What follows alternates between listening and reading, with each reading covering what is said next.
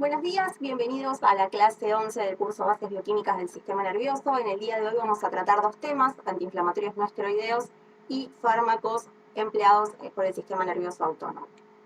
En la primera parte vamos a hablar de AINES y específicamente vamos a ver una breve introducción, después vamos a hablar de dos de ellos, de la aspirina y el ibuprofeno, para terminar hablando de tromboxanos, prostaglandinas y ciclooxígenos.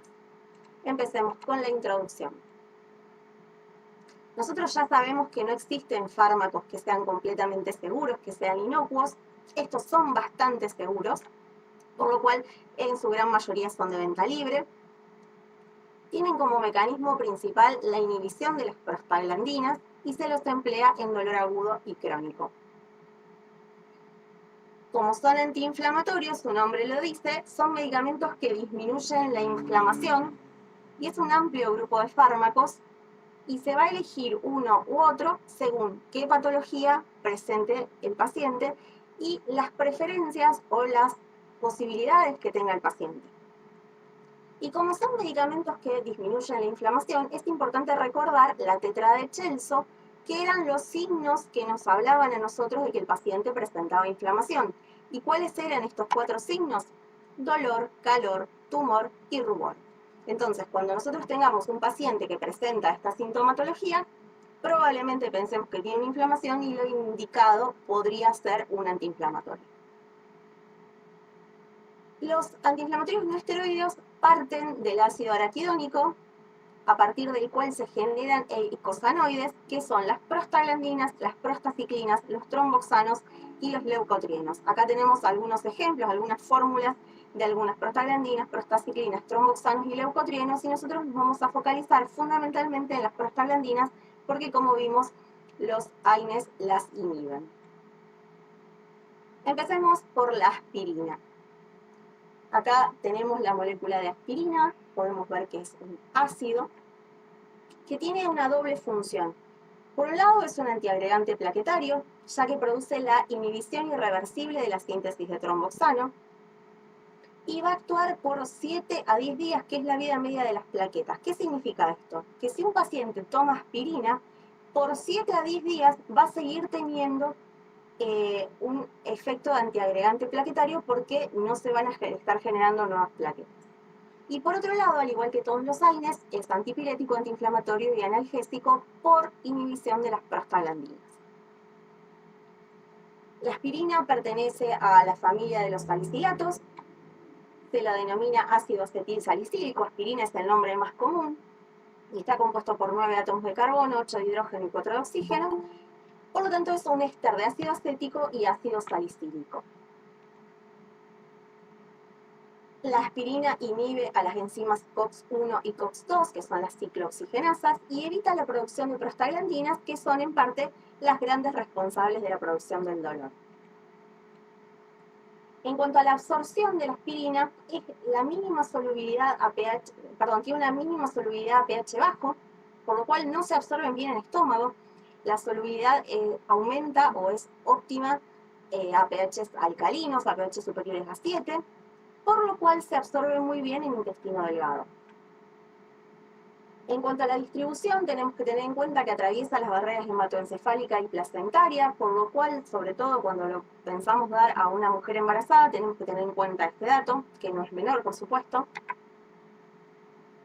Si hablamos de la eliminación, es fundamentalmente a nivel renal, como ácido salicílico, que acá les traigo la molécula, pero también se forman otros compuestos que también se van a eliminar por vía renal. ¿Y cuándo la vamos a indicar? Sus indicaciones son un antiinflamatorio, un antipirético y un analgésico, como la gran mayoría de los AINES, pero también disminuye la síntesis de protrombina y es un antiagregante plaquetario. Esto la vuelve especialmente útil en pacientes que tengan enfermedades coronarias, por ejemplo, enfermedades de la circulación, enfermedades de la sangre, que muchas veces vamos a ver que toman dosis pequeñas de aspirina, una aspirineta por día, y es gracias a estas funciones. ¿Cuáles son los efectos adversos? Son múltiples. Yo puse acá los que atañen al sistema nervioso central, porque es un curso de sistema nervioso, y si pensamos en el sistema nervioso, estimula el centro respiratorio. que no es un dato menor, ya que puede producir hiperapnea, hipocapnia y alcalosis respiratoria.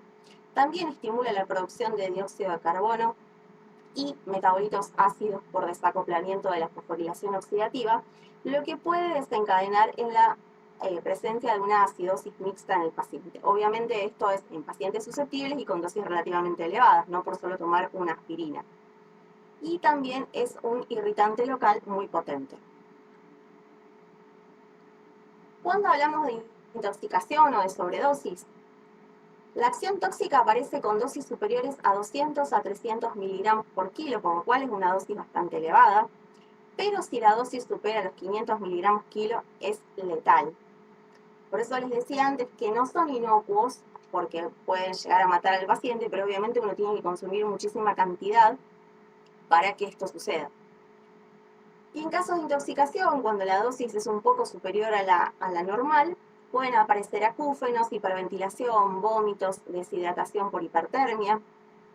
Y en casos un poco más severos, alcalosis respiratoria, que puede seguirse de acidosis metabólica. Dejemos de lado la aspirina, vayamos a ver un poco sobre el ibuprofeno, que es otra droga antiinflamatoria no esteroidea. Esta es la molécula de ibuprofeno. Y esta es su fórmula química, tiene 13 átomos de carbono, 18 de hidrógeno y 2 de oxígeno. Y la L-arginina, que es esta molécula que les presento acá, acelera la velocidad de absorción.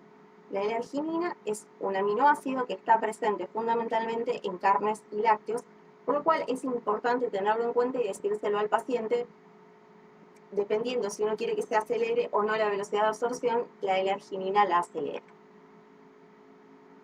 Así como la aspirina pertenecía a los salicilatos, el ibuprofeno pertenece a la familia de los ácidos propiónicos y se administra en mezcla racémica. Acá vemos la mezcla racémica del ibuprofeno. ¿Qué es una mezcla racémica? Si ustedes ven estas dos imágenes, el R-ibuprofeno y el S-ibuprofeno son la misma molécula, pero están espejadas, son imágenes especulares. Cuando esas dos moléculas especulares se presentan en proporción 50-50, podemos decir que se presenta una mezcla racémica. Sin embargo, se ha visto que el S-ibuprofeno tiene mayor actividad metabólica. Se absorbe muy bien por vía oral. La concentración sérica máxima sucede entre 1 y 2 horas de haber tomado el medicamento. Y los alimentos retardan la velocidad de absorción, pero no la cantidad absorbida. En cuanto a la distribución, viaja unido a proteínas plasmáticas, fundamentalmente albúmina, y tiene una vida media que va a depender de la indemnidad de la función hepática del paciente. Cuando el paciente tiene su función hepática normal, la vida media es de 1,2 a 2 horas, pero si la función hepática está alterada, esta vida media se eleva a 3,1 a 3,4 horas, y esto es porque, por supuesto, el metabolismo es hepático. En cuanto a la eliminación, la gran mayoría se elimina por orina, más del 90%, sin embargo, una pequeña parte se excreta por bilis. Las indicaciones: es un antiinflamatorio, analgésico y antipirético.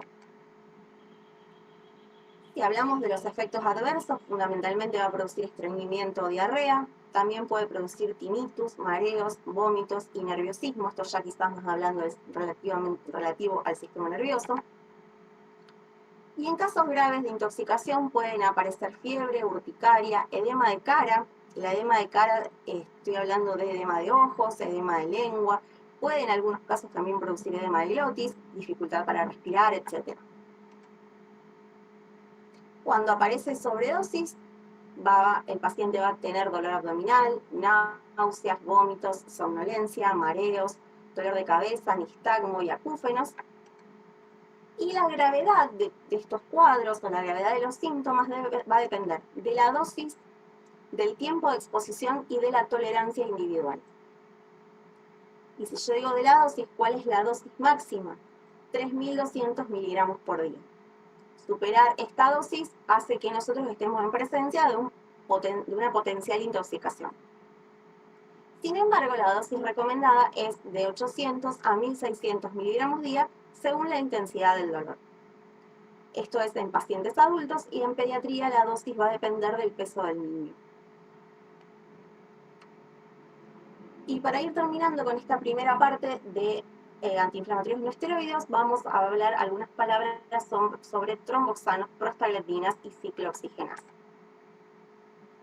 El tromboxano, como habíamos visto al principio de la clase, es un eicosanoide derivado del ácido araquidónico por acción de la COX, de la ciclooxigenasa. Acá les presento una molécula de tromboxano. Y otros eicosanoides, como habíamos visto, son las prostaglandinas, las prostaciclinas y los leucotrienos. Existen varios tromboxanos diferentes. El tromboxano A2 es quizás el más estudiado, el que más información hay, y se encarga de estimular la agregación plaquetaria. Es un potente vasoconstrictor y actúa en la respuesta inmune y en la inflamación, y por eso es que hacemos mención del tromboxano A2 en esta clase de AINES, y acá está la molécula de tromboxano A2.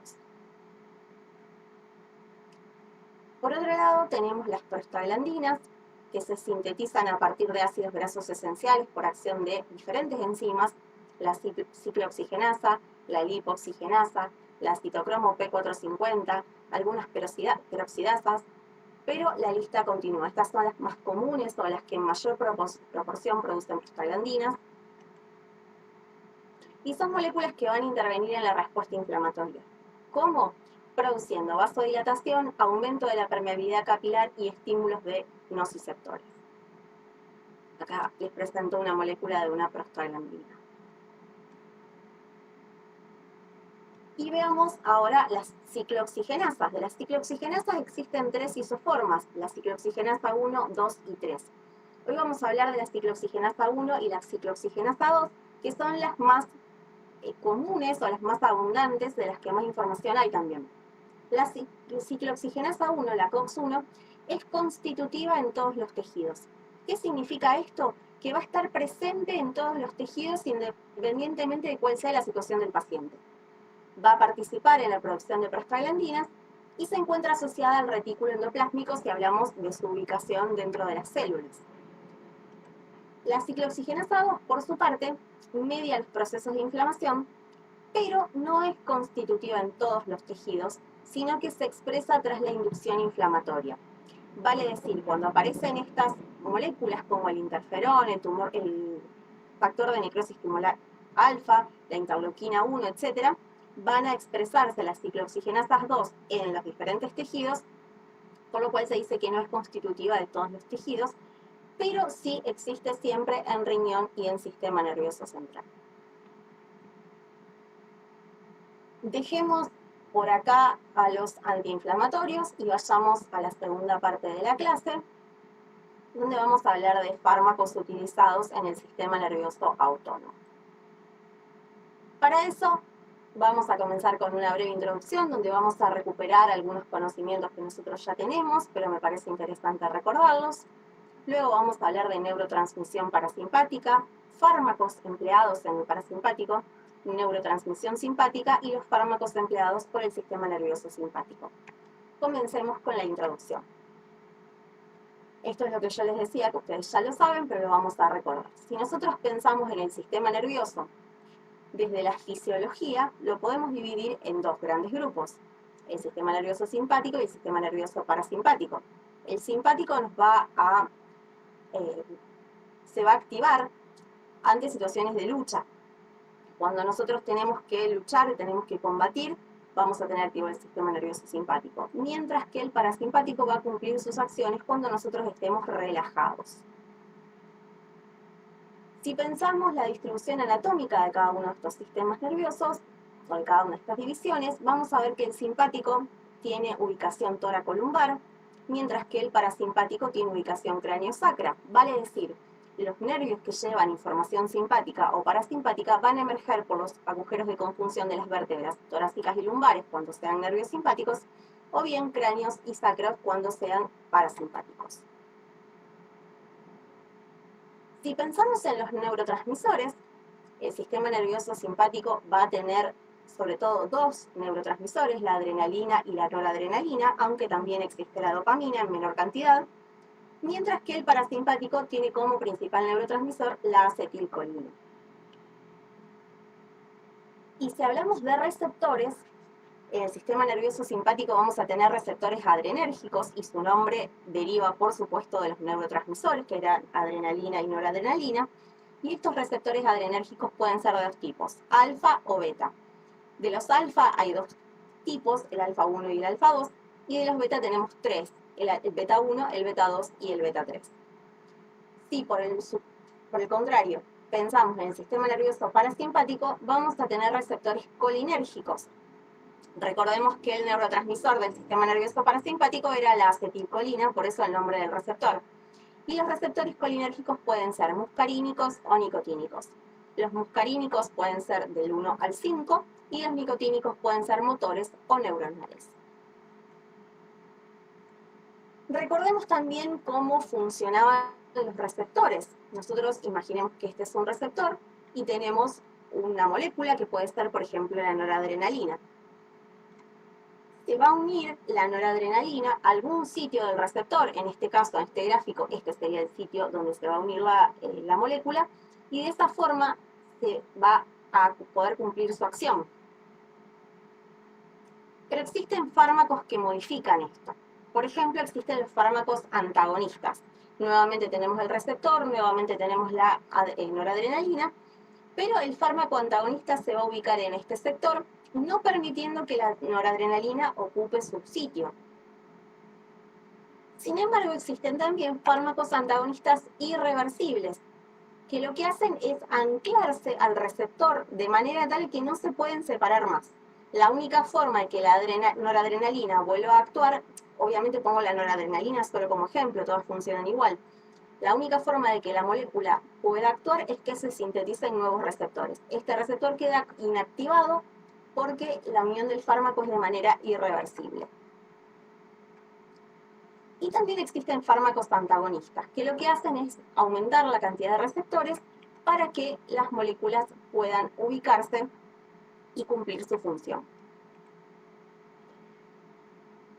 Y lo último que vamos a recordar eran los sitios de las enzimas. Este gráfico representa una enzima y en este sector tenemos el punto de clivaje o de lisis. Y estos son los sitios de unión donde se van a unir las sustancias que van a interactuar con las enzimas. Ahora bien, vamos a hablar de simpaticomiméticos, simpaticolíticos, parasimpaticomiméticos y parasimpaticolíticos. ¿Qué significa todo esto? Parece un trabalenguas, sin embargo no lo es. Obviamente, simpático va a hacer referencia al sistema nervioso simpático y parasimpático al sistema nervioso parasimpático. Y cuando hablemos de miméticos, van a ser sustancias que emulen al sistema nervioso simpático o al parasimpático, que copien la acción de alguna manera. Y lítico viene de lisis. Lisis es destrucción. Sin embargo, obviamente no van a destruir a los sistemas nerviosos, sino que van a antagonizar o van a bloquear la acción simpática o parasimpática respectivamente. Vayamos a ver cómo sucede la neurotransmisión parasimpática. Acá les presento una gráfica que vamos a ver en las próximas diapositivas. Este recuadro anaranjado representa una neurona presináptica, luego tenemos el espacio intersináptico y una neurona postsináptica.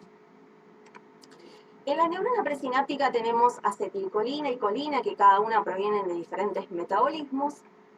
Gracias a la acetilcolina transferasa se va a formar acetilcolina.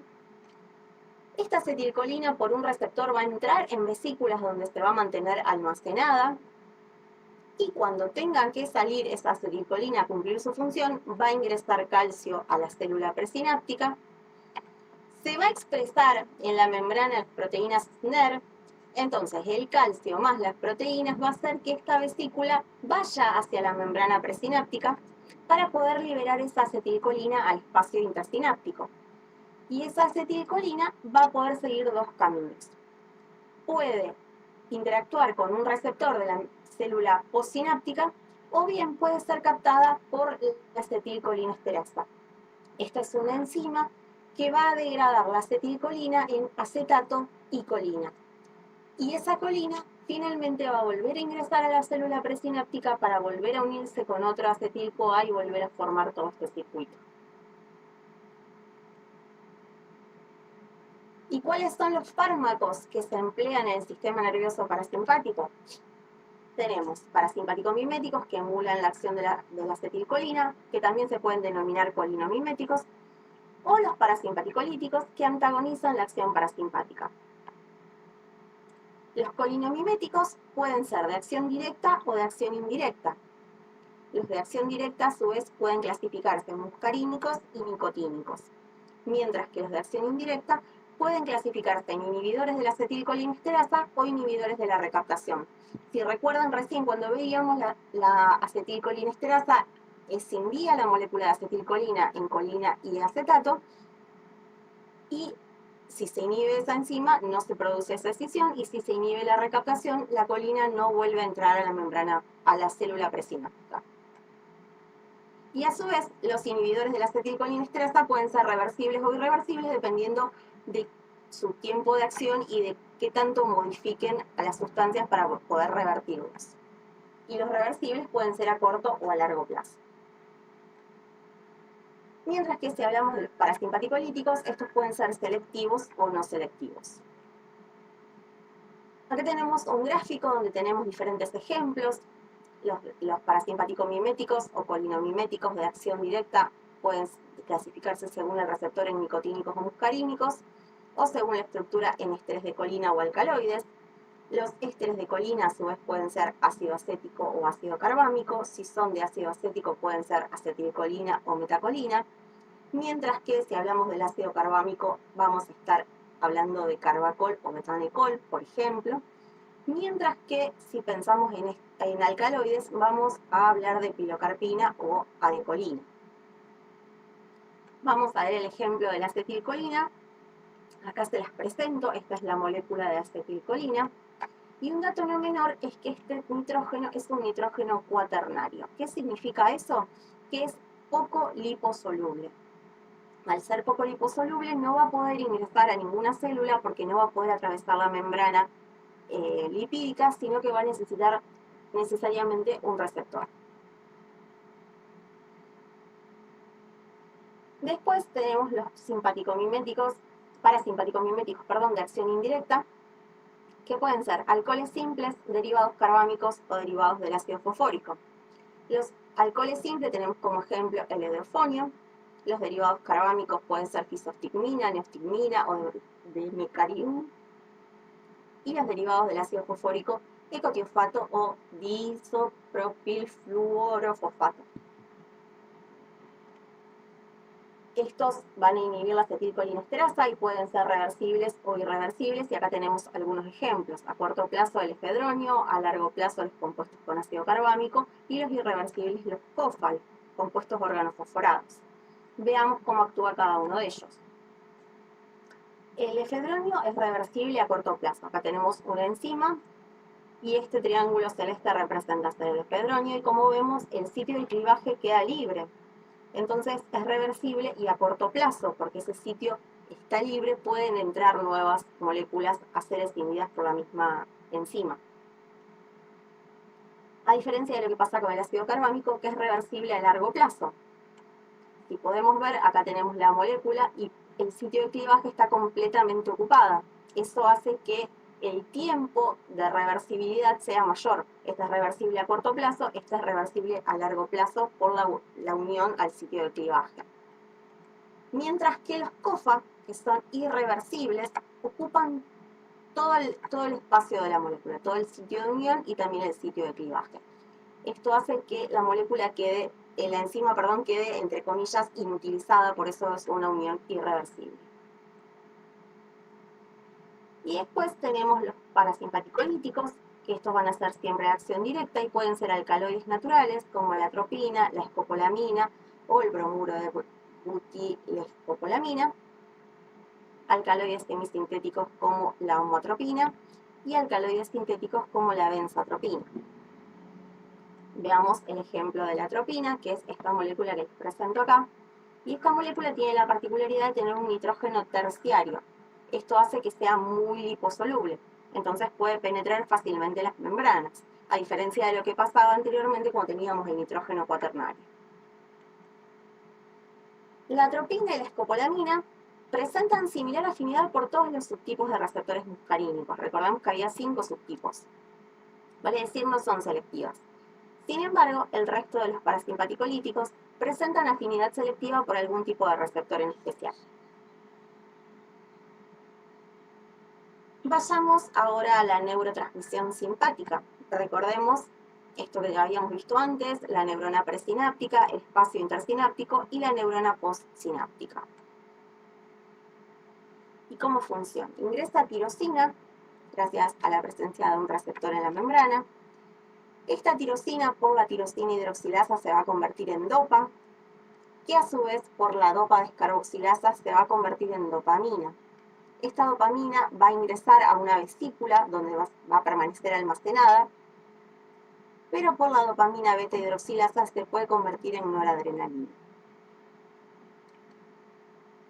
Cuando esta noradrenalina necesita ser liberada, va a ingresar calcio a la célula presináptica, se van a expresar estas proteínas de membrana llamadas SNER, que van a hacer que esta vesícula que contiene noradrenalina se una, se fusione con la membrana presináptica, permitiendo la salida de la noradrenalina al espacio intersináptico. ¿Y qué va a hacer esta noradrenalina acá? Tiene 2 caminos, como habíamos visto antes.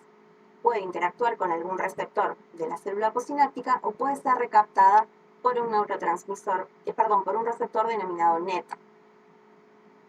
Y este neurotransmisor,